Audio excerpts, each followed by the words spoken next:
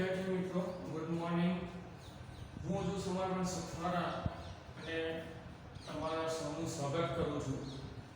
આપણે ધોરણ 11 ની અંદર રસાયણ વિજ્ઞાનમાં ગઈકાલે એક ટકાવાર પ્રમાણ તત્વોનું જોયું હતું કે ભાઈ એક સંયોજન આપ્યું હોય એ સંયોજનની અંદર કેટલા તત્વો છે અને તત્વોનું ટકાવાર પ્રમાણ કેટલું છે એ આપણે શોધવાનું હતું. એ આપણે ગઈકાલે જોઈ ગયા હતા, બરાબર. હવે એના બીજા પણ ઉદાહરણ હું લેવાનો છું, પણ એના પહેલા આ એક મોટો દાખલો છે એ પહેલા પતાવી દઈએ, પછી એના લઈશું, બરાબર. જો આજે સમય મળે તો આજે જ ઉદાહરણ લઈ લઈશું, ન તો પછી આવતીકાલે. પણ આ એક મહત્વનો દાખલો છે, ધ્યાન રાખજો મિત્રો. આ દાખલાની અંદર આ દાખલો તમારે 4 માર્ક્સની અંદર પરીક્ષામાં પૂછાય છે ને 4 માર્ક્સના દાખલામાં 1 માર્ક્સ પણ આપણો જવો જોઈએ નહીં, બરાબર. હવે આનો જે રીત છે, આની પદ્ધતિ છે ગણવાની, એ પદ્ધતિ હું જૂની પદ્ધતિનો ઉપયોગ કરીશ, કારણ કે જે નવી પદ્ધતિ છે એ તમારા માટે થોડી કોમ્પ્લિકેટેડ છે, એટલે કે થોડી તકલીફ પડે એવી છે, તમને મુશ્કેલી પડે એવી છે. અને જે જૂની પદ્ધતિ જે છે, જે જૂના સિલેબસમાં હતી એ પદ્ધતિ હું અહીંયા દાખલો ગણાવીશ અને પરીક્ષામાં તમારે જૂની પદ્ધતિ લખવાની, હું તમને જે ગણાવું એ લખવાની, કારણ કે તમારું પેપર કોને જોવાનું છે, મારે જ જોવાનું છે, બરાબર. તો ચલો, દાખલામાં શું કીધું છે? એક સંયોજન 4.07% હાઇડ્રોજન ધરાવે છે. આ કોડ તમારા પાઠ્યપુસ્તકની અંદર આપેલો જ છે, હું બાળકો નથી ચલાવતો, તમારા બુકની અંદર કોયડા સ્વરૂપે દાખલો આપેલો છે, બરાબર. ચલો, એક સંયોજન 4.07% હાઇડ્રોજન, 24.47% કાર્બન અને 71.65% ક્લોરીન ધરાવે છે, બરાબર. હવે તેનું મોલર દળ આપ્યું, કેટલું મોલર દળ આપ્યું? તો 98.96 ગ્રામ મોલર દળ આપ્યું છે. તો તેનું પ્રમાણસૂચક સૂત્ર અને આણ્વીય સૂત્ર શોધો. ચલો, સૌપ્રથમ આપણે શોધવાનું છે પ્રમાણસૂચક સૂત્ર. તો તમને પહેલો પ્રશ્ન થાય કે પ્રમાણસૂચક સૂત્ર એટલે શું? તો મિત્રો, અહીંયા જે દરેક તત્વોનું જે ટકાવાર પ્રમાણ આપ્યું છે એ ટકાવાર પ્રમાણના આધારે જે સૂત્ર શોધવામાં આવે એને પ્રમાણસૂચક સૂત્ર કહેવામાં આવે. અને આણ્વિક સૂત્ર, તો આણ્વિક સૂત્ર એટલે પ્રમાણસૂચક સૂત્ર અને તેનું જે મોલર દળ છે એના આધારે શોધવામાં આવે એને આણ્વિક સૂત્ર કહે છે. તો આપણે પહેલા પ્રમાણસૂચક સૂત્ર શોધી કાઢીએ. તો પ્રમાણસૂચક શોધવા માટે એક સરસ મજાનું આપણે કોષ્ટક બનાવવું પડશે. ચલો, એક કોષ્ટકની અંદર તત્વોની સંજ્ઞા, બરાબર, પછી તત્વનું પરમાણ્વીય દળ, એના પછી તત્વનું ટકાવાર પ્રમાણ, બરાબર, પછી પરમાણુનો ગુણોત્તર, બરાબર, પછી સાદી નાની સંખ્યાનો ગુણોત્તર, પછી સાદી નાની સંખ્યા. ચલો, આટલી વસ્તુ તમારે યાદ રાખવાની મિત્રો, ધ્યાન રાખજો. આટલી વસ્તુ યાદ રાખશો ને, આના ઉપરથી તમારે 4 માર્ક્સનો દાખલો સંપૂર્ણ થઈ જશે, એની જવાબદારી મારી. આટલી વસ્તુ યાદ રાખવાની, બરાબર. ચલો, આના પહેલા કોષ્ટક બનાવી દઈએ. ચલો, પહેલું છે તત્વની સંજ્ઞા, બરાબર. ચલો, તત્વની સંજ્ઞા છે તો પહેલી તત્વની સંજ્ઞા કઈ? ચલો, એક સંયોજન આટલા હાઇડ્રોજન, એટલે પહેલું હાઇડ્રોજન છે તો પહેલું હાઇડ્રોજન. બીજું શું આપેલું છે? કાર્બન. ત્રીજું શું આપેલું છે? ક્લોરીન. ચલો, આટલી વસ્તુ તમે લખતા આવડે મિત્રો?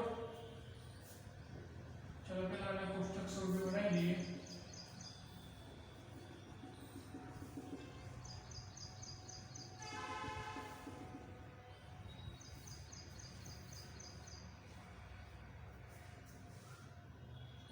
ચલો હવે તત્વનું પરમાણુય દળ, ચલો તત્વનું પરમાણુ દળ, હાઇડ્રોજનનું દળ આપણે બધા જાણીએ છીએ કેટલું 1, કાર્બનનું પરમાણુ દળ કેટલું 12, ક્લોરીનનું પરમાણુ દળ 35.5. આ દળ તો મેં તમને ચેપ્ટર ચલાવ્યું એ વખતે મેં તમને શીખવાડ્યા હતા દરેકના, બરોબર? એ પરમાણુ દળ છે. હવે દરેક તત્વનું ટકાવારી પ્રમાણ લખવાનું. ચલો ટકાવારી પ્રમાણ કેટલું આપ્યું છે? ચલો પેલું હાઇડ્રોજન કેટલું 4.07%, કાર્બન કેટલું આપ્યું છે 24.47%, ક્લોરીનનું 71.65%. ચલો આટલા સુધી ખબર પડી. આ ત્રણ વસ્તુ તમને યાદ રહી જશે. જો પહેલું રકમ આપી હોય, રકમમાં કઈ કઈ વસ્તુ આવે, તો જો ટકાવારી પ્રમાણ આવ્યું, તત્વનું નામ આવ્યું. તો ચલો જે પહેલું હોય તત્વ, તો તત્વની સંજ્ઞા જે લખી દેવાની. હાઇડ્રોજન આપ્યું તો H, કાર્બન તો C, ક્લોરીન તો Cl લખી દીધી. એના પછી એનું પરમાણુ દળ લખવાનું ભૂલવાનું નહીં. એ કેવી રીતે ખબર પડે? તો એ મોલર દળ આપેલું છે ને, એ મોલર દળના આધારે આપણે આણ્વિક સૂત્ર શોધવાનું છે. તો હંમેશા દળની જરૂર તો પડશે જ. તો બીજા પુસ્તકમાં શું લખવાનું? તત્વનું પરમાણુય દળ, જે તમને યાદ હશે. આનું દળ તમારે રકમની અંદર નથી આપ્યું, પણ આપ્યું પણ નહીં હોય પરીક્ષાની અંદર, પણ તમારે જાતે લખવું પડશે. કારણ કે મેં તમને કહેલા છે દરેકના. હાઇડ્રોજનનો 1, કાર્બનનો 12, ઓક્સિજનનો 16, બરોબર? પછી ક્લોરીનનો 35.5, સોડિયમનો 23, સલ્ફરનો 32, ક્લોરીનનો 35.5 બધા કીધેલા છે, બરાબર? ત્રીજું છે તત્વનું ટકાવારી પ્રમાણ, એ પણ આપેલું છે. તમે જે રકમ આપી એ પ્રમાણે લખી દો. હવે મહત્વની વાત છે પરમાણુનો ગુણોત્તર. હવે પરમાણુનો ગુણોત્તર લેવાનો છે. અહીંયા ધ્યાન રાખજો બરાબર. પરમાણુનો ગુણોત્તર, ચલો આ પરમાણુના ગુણોત્તરમાં કરવાનું શું છે? તો તત્વનું ટકાવારી પ્રમાણ અને તત્વનું પરમાણુ દળ બંનેનો ગુણોત્તર લેવાનો. કેવી રીતે? ચલો તત્વનું ટકાવારી પ્રમાણ હાઇડ્રોજનનું કેટલું આપ્યું છે 4.07 ભાગ્યા 1. ખબર પડી? 4.07 ભાગ્યા 1. તો કોઈ પણ સંખ્યાને 1 વડે ભાગો તો સંખ્યા પોતે જ મળે. તો 4.07, બરાબર? ચલો બીજા નંબરમાં 24.47 ભાગ્યા 12. ખબર પડી મિત્રો? ટકાવારી પ્રમાણ ભાગ્યા એનું પરમાણુ દળ, એટલે પરમાણુ ગુણોત્તર આપણને મળી જાય. ચલો 24.47 ભાગ્યા 12 એટલે 2.039 આવે છે, એટલે 2.04, બરાબર? ચલો એ પ્રમાણે અહીંયા કે 71.65 ભાગ્યા 35.5. ચલો 71.65 ભાગ્યા 35.5, સોરી 71.65 ભાગ્યા 35.5 એનો 2.018, 18 એટલે 2 ની નજીક છે, એટલે 2.02 લખી દઈએ. ચલો આટલા સુધી ખબર પડી મિત્રો? એટલે પરમાણુ ગુણોત્તર બે ઇઝી છે. ટકાવાર અને પરમાણુ દળનો ભાગાકાર કરો એટલે ગુણોત્તર મળી જાય. હવે સાદી નાની સંખ્યાનો ગુણોત્તર, બસ સાદી નાની સંખ્યાનો ગુણોત્તર પર તમારે શું કરવાનું છે? તો આની ત્રણ સંખ્યા મળી 4.07, 2.04, 2.02. આ ત્રણેય સંખ્યામાંથી સૌથી નાની સંખ્યા કઈ છે? તો 2.02. તો જે નાની સંખ્યા હોય ને એ સંખ્યા વડે ત્રણેય સંખ્યાને ભાગી લેવાની. ચલો સૌથી નાની સંખ્યા 2.02 છે ને, તો આ સંખ્યાને આના વડે ભાગી લેવાની. એટલે 4.07 ભાગ્યા 2.02. ચલો 4.07 ભાગ્યા 2.02. તો આનો જવાબ મળશે 2.01. 2.01. એવી રીતે આ 2.02 વડે ભાગ્યા ને નાની સંખ્યા હતી એના વડે ભાગ્યા, બધામાં એવું જ કરવાનું. ચલો ખાલી ઉપરનો અંશ બદલાવ પડે, છેદ તો બધામાં આટલો જ આવશે. એટલું યાદ રાખજો, કોઈ પણ દાખલો આપ્યો હોય તો નાની સંખ્યાના ગુણોત્તરમાં આમાંથી જે પણ નાની સંખ્યા હોય એ લઈ લેવાની, ભલે છેલ્લા હોય કે બીજા નંબરમાં હોય પહેલા નંબરમાં હોય. સૌથી નાની સંખ્યા હોય એ બધી સંખ્યા વડે એને ભાગી દેવાનું, તો આપણને સાદી નાની સંખ્યાનો ગુણોત્તર મળી જાય. બરાબર, ખબર પડી? ફરીથી કહું છું, જે નાની સંખ્યા હોય એ નાની સંખ્યાને બધી સંખ્યા વડે ભાગી દેવાનું. ચલો આને ભાગી દઈએ.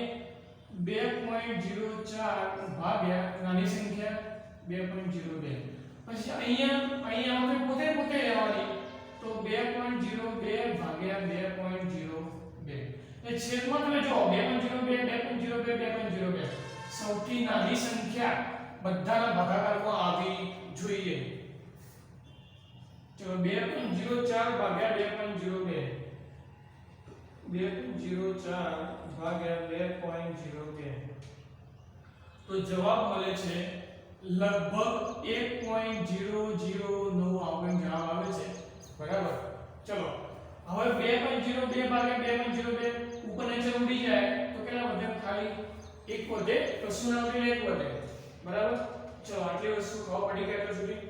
હવે છેલ્લું સાદી નાની સંખ્યા. હવે સાદી નાની સંખ્યામાં શું કરવાનું? કે અહીંયા જે આપણે જવાબ મળ્યો એના પોઈન્ટમાં મળ્યો, આપણે જવાબ સૌ મળે બધા પોઈન્ટમાં મળે, તો એને પોઈન્ટને દૂર કરી દેવાનો અને પૂર્ણાંક સંખ્યામાં ફેરવી દેવાનો. ચલો 2.01 એ લગભગ કોની નજીક કહેવાય? 2 ની નજીક કહેવાય. 2.01 કોની નજીક કહેવાય? 2 ની કે 3 ની? 3 તો વધી જાય, 3 વધી જાય તો કોની નજીક કહેવાય? 2 ની. તો સાદી નાની સંખ્યા કઈ થાય? 2 થાય. ચલો 1.009 તો લગભગ એક જ થયો. 1 આ તો એક તો છે જ.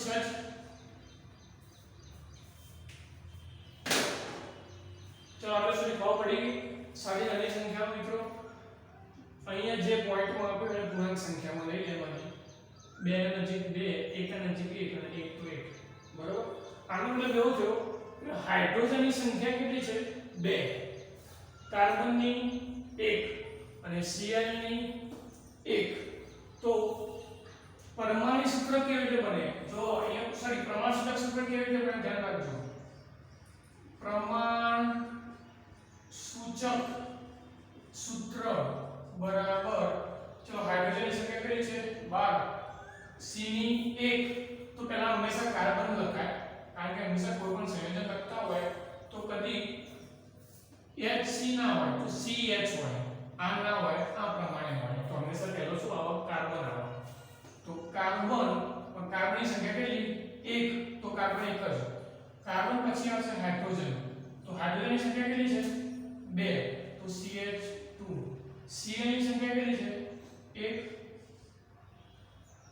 તો જે CH2Cl મળ્યું પ્રમાણસૂચક સૂત્ર દ્વારા. બરાબર. તો કેવી રીતે મળ્યું? તો જે સાદી નાની સંખ્યા આવી એના આધારે આપણને મળી ગયું.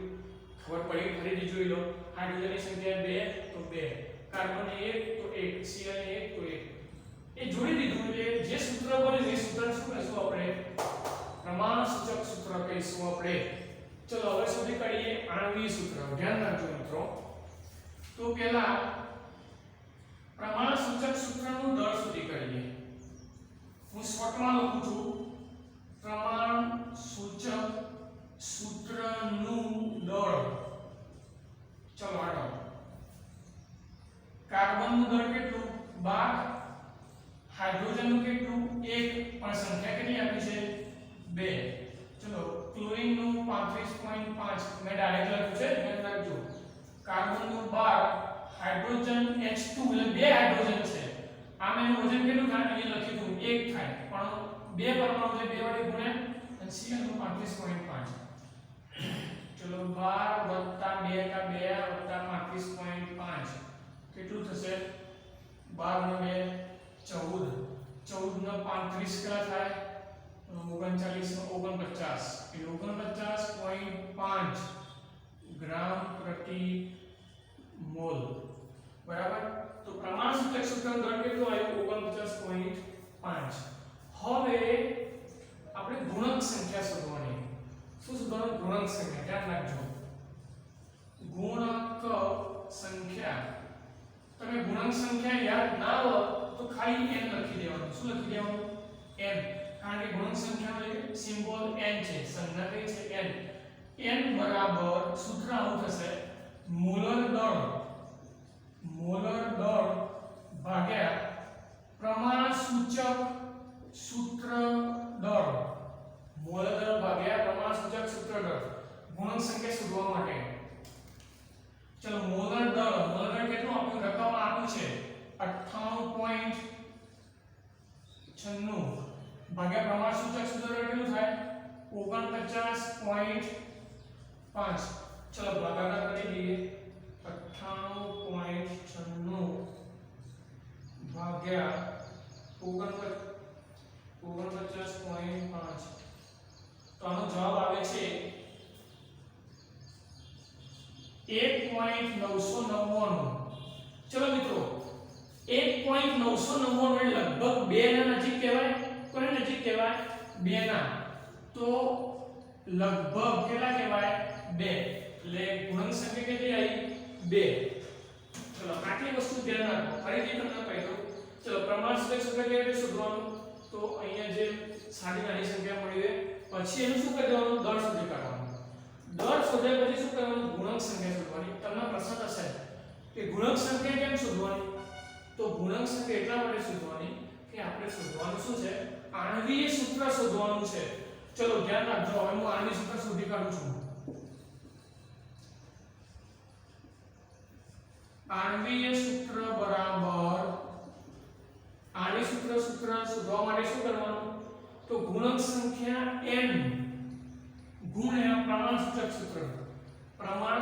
સૂત્ર આણ્વીય સૂત્ર શોધવા માટે પ્રમાણ સૂચક સૂત્ર ગુણ્યા n આ સૂત્ર છે આણ્વીય સૂત્ર શોધવા માટેનું એક સૂત્ર છે કે પ્રમાણ સૂચક સૂત્ર ગુણ્યા n ચલો પ્રમાણ સૂચક સૂત્ર કેટલું છે CH2Cl છે કે નહીં CH2Cl2 Cl આટલું છે ને પ્રમાણ સૂચક સૂત્ર CH2Cl ગુણ્યા n ની કિંમત કેટલી આવી લગભગ 2 આવી તો n ની જગ્યાએ કેટલા મૂકવાના 2 બરાબર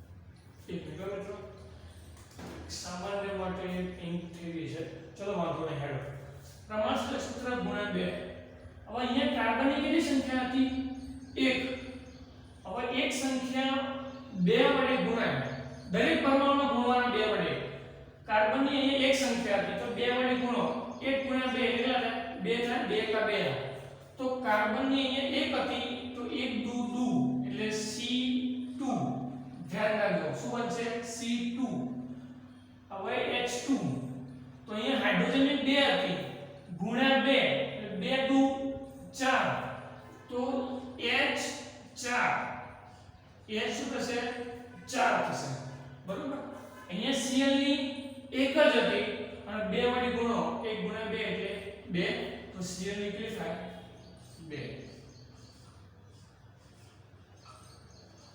તો વિદ્યાર્થી મિત્રો ખબર પડી ગઈ તમને એટલે અહીંયા ગુણાકારમાં શું કરવાનું એની સંખ્યાનો ગુણાકાર કરવાનો છે દાખલા તરીકે કાર્બનની એક સંખ્યા તો 1 ગુણ્યા 2 એટલે 2 C2 હાઇડ્રોજનની 2 સંખ્યા છે 2 2 4 એટલે H4 બને Cl એક જ છે અને 2 વડે ગુણો કેટલા બને 2 બને બરાબર તો વિદ્યાર્થી મિત્રો તમે આવી રીતે આ દાખલાની ગણતરી કરી શકો છો ફરીથી જોઈ લો પહેલું સંજ્ઞા પરમાણુ દળ ટકાવારી પ્રમાણ પરમાણુ ગુણોત્તર સાંદ્રતાની સંખ્યા ગુણોત્તરમાં શું કર્યું ટકાવારી પ્રમાણ ભાગ્યા પરમાણુ દળ એમાંથી દરેકમાં એ રીતે કર્યું જે નાની સંખ્યા આવી એ નાની સંખ્યા વડે બધાને ભાગી દીધી અને જે જવાબ આવ્યો એને પૂર્ણાંક સંખ્યામાં આપણે નાની સંખ્યા બનાવી દઈએ 2.0 એટલે 2 ની નજીક 1.009 1 ની નજીક 1 એટલે 1 જેટલી સંખ્યા થઈ એ પ્રમાણે સૂત્ર બની ગયું h ની 2 તો h2 c નો 1 તો c cl 1 1 ચલો એનો દળ શોધો કેટલો આવ્યો 49.5 પછી આણ્વિક સૂત્ર શોધવા માટે મારે કોની જરૂર પડે n એટલે કે ગુણક સંખ્યા કહેવાય ગુણવાની સંખ્યા એટલે ગુણક સંખ્યા તો એનું સૂત્ર પ્રમાણે છે મોલર દળ ભાગ્યા પ્રમાણ સૂચક સૂત્ર દળ મોલર દળ રકમમાં આપેલું છે 98.96 નેચર પ્રમાણ સૂચક સૂત્ર દળ એ આપણે શોધેલું ઉપર જે સૂત્ર મળ્યું આના દ્વારા એ શોધી કાઢીએ એ કોનું સૂત્ર મળે પ્રમાણ સૂચક સૂત્રનું દળ કેટલો આવ્યો 49.5 તો મોલર દળ ભાગ્યા પ્રમાણ સૂચક સૂત્ર દળ જે જવાબ આવે કેટલો 2 આવ્યો એટલે ગુણક સંખ્યા 2 નો પ્રમાણ સૂચક સૂત્ર વડે ગુણી દો એટલે આપણે શું મળે આણ્વીય સૂત્ર મળે એટલે અહીંયા આપણો જવાબ પૂરો આ શું મળ્યું આપણને આણ્વીય સૂત્ર અને પ્રમાણ સૂચક સૂત્ર આ બે આપણા જવાબો છે બીજું મિત્રો આ એક કોષ્ટક છે કોષ્ટક આ કોષ્ટકના અઢી માર્ક્સ છે કેટલા માર્ક્સ અઢી એટલે 2.5 માર્ક્સ છે બાકીનું આટલાથી જે છે આટલાથી બધું આના 1.5 માર્ક્સ છે એટલે અઢી દોઢ કેટલા થાય અઢી એટલે 2.5 દોઢ એટલે 1.5 2.5 1.5 એટલે કેટલા માર્ક્સ છે 4 માર્ક્સ એટલે આવી રીતે 4 માર્ક્સનો દાખલો તમારી પરીક્ષાની અંદર પૂછાય છે બરાબર તો આવો તમને કોઈ પણ પ્રકારનો દાખલો પૂછાય પદ્ધતિ આવી જ કરવાની હા કદાચ પરમાણુની સંખ્યા બદલાય એટલે દળ બદલાય ટકાવારી પ્રમાણ બદલાય અહીંથી બધું તમે જે પદ્ધતિ જે છે પદ્ધતિ એમને ખબર પડી તો આની અંદર તમને કોઈ જગ્યાએ ખબર ન પડી હોય તો તમે કોમેન્ટ કરી મને પ્રશ્ન પૂછી શકો છો બરાબર અને વધુ આવનાર ટોપિક માટે આપણે